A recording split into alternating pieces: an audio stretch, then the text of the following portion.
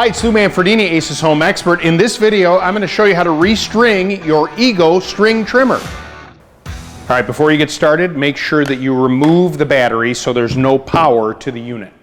Okay, this is a well-used string trimmer, which is awesome.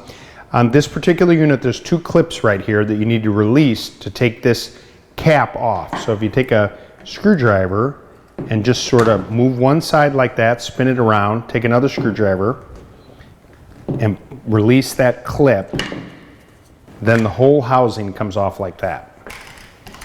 I'm taking off the old line here first, just to get it out of our way. Okay, so here is the empty head right here.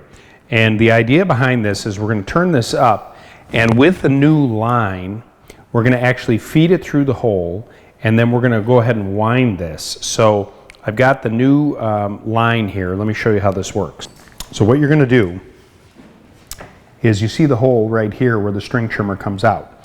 You're going to take the line and you're going to kind of feel around, and it should go in fairly easily. And as you push, it may have a little hiccup here and there, but you just want to push that through, and we're going to try and get it to poke out of the other side. Got to wiggle it a little bit until you get it to come to the other side. See, so there it came through. Now you're going to take the line and pull it through, okay? And you want to make these even. So just keep pulling it through so that they're equal.